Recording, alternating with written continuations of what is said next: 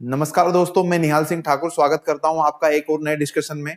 आपको थंबनेल से आइडिया लग रहा होगी इस टॉपिक में हम क्या डिस्कस करने वाले हैं। यहाँ पर ट्रम्प की तस्वीर दिख रही होगी और साइड में लिखा हुआ है कि क्या फिर से वो ग्रीनलैंड को खरीदेगा, यानी कि क्वेश्चन मार्क है। यूएसए बार बार डोनाल्ड ट्रंप ने अपनी स्पीचेस के दौरान भी ये कहा था और अभी फिर से उन्होंने बोला था कुछ दिन पहले कि ग्रीनलैंड को मैं वापस खरीदना चाहता हूँ।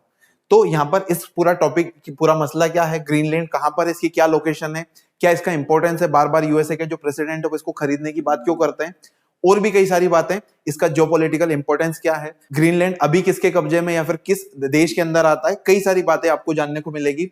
साथ ही जो यूएसए है उसका जो टेरिटोरियल एक्सपांशन है वो कैसे हुआ, यानी कि यूएसए का आज नक्शा जो है वो ऐसा पहले नहीं हुआ करता। Over the period of time कई सारी चीजें उसमें ऐड होती गई, वो कैसे हुआ, पूरा उसका इतिहास जानने की कोशिश करेंगे। वीडियो को एंड तक जरूर देखिएगा। साथ में आपको लास्ट में क्वेश्चन भी जानने को मिलेगा, वो क्वेश्चन आप आंसर करिएगा कमेंट्स में। चलिए क्वेश्चन पूरा जो टॉपिक है वो डिस्कस करते हैं। तो इस तरह के हेडलाइंस आपने अलग अलग आर्टिकल्स देखे होंगे जहां पर ट्रंप के द्वारा जो ग्रीनलैंड है उसको खरीदने की बात बोली गई है। उन्होंने बताया कि अगर कोई बेचना चाहे या फिर जो डेनमार्क है वो उससे रिक्वेस्ट कर रहे हैं बार बार कि आप मुझे अपना देश यानी कि अपने देश का ये हिस्सा बेच दो।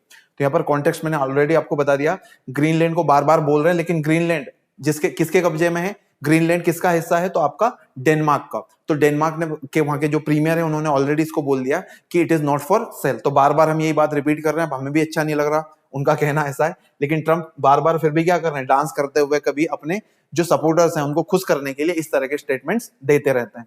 तो उनके बारे में थोड़ा सा जानने की कोशिश करते हैं। तो ग्रीनलैंड कहां पर है, सबसे पहले बात इसकी लोकेशन बहुत इंपॉर्टेंट है मैपिंग के पर्सपेक्टिव से।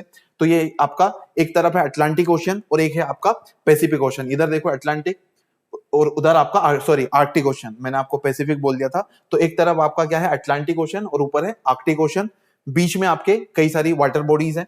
उसके अलावा इधर आपका ग्रीनलैंड हो गया, उसके लेफ्ट में अगर आप देखोगे तो कनाडियन आर्चिपेलागो आपको मिलेगा, और इधर इस साइड देखोगे तो आपको यूरोपियन कंट्रीज देखने को मिलेगी। यहीं पर आपका एक छोटा सा देश आता है जिसका नाम है आपका डेनमार्क।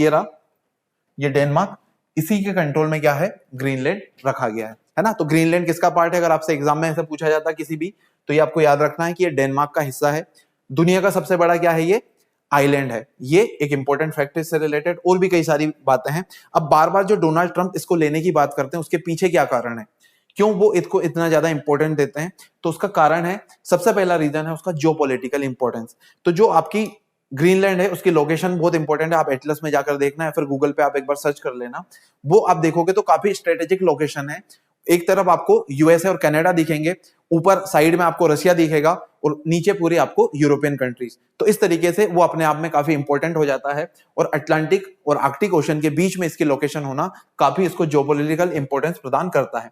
उसी तरह दूसरा, इसके कई सारे इकोनॉमिक रीजन है, वहां पर कई सारी नदियां हैं, ग्लेशियर्स हैं, जो फ्रेश वाटर के रिसोर्सेस हैं। हो सकता है वहां पर कई सारे जो रिजर्व्स हैं, अलग अलग जो आपके धातु या फिर मेटल्स हैं, उनके रिजर्व्स मिलने की भी संभावना है। तो कई सारे इकोनॉमिक आपके क्या है, इसके कारण है जो यूएसए इसको बार बार लेने की कोशिश करता है।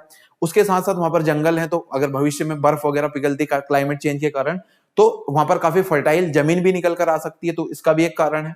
इसके अलावा उसका मिलिट्री सिग्निफिकेंस काफी है कि पूरे आपके जो कनाडा वाला एरिया, अगर मान लो बार बार ट्रंप बोलते रहते हैं कि मैं कनाडा को कंट्रोल करना चाहता हूं, अपना 51 स्टेट बताता हूं, तो उस तरीके से भी अगर वो वैसे सोच रहे हो, क्या पता हो सकता है कि कभी कनाडा को एनेक्स करने का उनका कोई प्लान हो, तो उसके हिसाब से ये देख रहे हो, तो वो भी एक रीजन हो सकता है। बाकी मिलिट्री वाइज भी काफी इंपॉर्टेंट है, मेरा मतलब ये है। उसके बाद ग्लोबल इन्फ्लुएंस के पॉइंट ऑफ व्यू से भी ग्रीनलैंड काफी इंपॉर्टेंट है, अपने आप में दुनिया का सबसे बड़ा आइलैंड है, तो उसका ग्लोबल इन्फ्लुएंस तो होगा ही। तो ये कुछ रीजंस थे जो अगर यूएसए को ग्रीनलैंड मिल जाता है तो उसको जान या फिर उसको इन सब का फायदा मिलेगा। अब यहां पर देखिए, जो यूएस है, आज का जो यूएस है वो इस तरीके का आपका पूरा का पूरा मैप है, लेकिन अलग अलग समय पे स्टार्टिंग में यूएसए में सिर्फ इतना सा पार्ट था। मैं आपको एक बार मार्क करके यहां पर दिखाना चाहता हूं। अगर यहां पर आप ध्यान से देखोगे, एक सेकेंड, ये पूरा का पूरा क्या है, यूएसए है, लेकिन यूएसए स्टार्टिंग में एकदम एग्जैक्टली ऐसा नहीं था। उस पर अगर आप देखोगे यहां पर, तो स्टार्टिंग का यूएसए येलो वाला पार्ट है ना, सिर्फ इतना सा था, कब, 1783 में। लेकिन धीरे धीरे इसमें कई सारी चीजें ऐड हुई, जैसे एक लुइसियाना का इसने परचेस किया 1803 में, तो लुइसियाना आप देखो यहां पर, ये रहा, ये वाला रीजन इससे जुड़ा, फिर ये इतना इसका एक्सपेंशन हुआ, फिर उसके बाद इसमें फ्लोरिडा को इन्होंने अपने देश उसमें जोड़ा यूएसए में, तो फ्लोरिडा आपका इधर है, ये वाला यहां पर देखो, ये फ्लोरिडा इसमें ऐड हुआ। उसके बाद आपका ग्रेट ब्रिटेन से इन्होंने ट्रीटी करी और कुछ हिस्सा यहां पर लिया, ये वाला रीजन। उसके बाद टेक्सास को एनेक्स करा, ये आपका टेक्सास है, जो एलन मस्क दुनिया के सबसे अमीर इंसान वो यहीं पर आते हैं, उनके सारी फैक्ट्रीज वगैरह इधर ही है। उसके बाद ओरेगन, ये वाला रीजन अमेरिका में ऐड हुआ। उसके बाद मैक्सिकन, ये वाला मैक्सिको वाला रीजन आपका इन्होंने क्या करा था, उसको एनेक्स करा था। और लास्ट में गेट्सडन परचेस, इसी के साथ ही क्या हुआ, ये मैक्सिकन रीजन और लास्ट में गेट्सडन। तो इस तरीके से पूरा जो आज का अमेरिका है वो कंप्लीट होता है कब, 1853 में।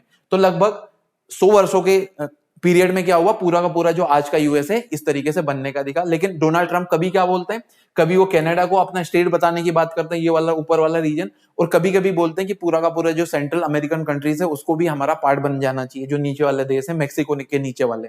तो इस तरीके के वो बयानबाजी करते रहते हैं। ग्रीनलैंड कहां पर है, ग्रीनलैंड ये रहा, तो इसको वो अपना हिस्सा बनाना चाहते हैं। यही पूरी क्या थी, कंट्रोवर्सी थी। लेकिन वहां के जो प्रीमियर है, कहां के, डेनमार्क के, उन्होंने इस बात के लिए इनकार कर दिया कि हमारा कोई ऐसा मूड नहीं है कि हम इसको इतनी इंपॉर्टेंट टेरिटरी को आपको बेचेंगे।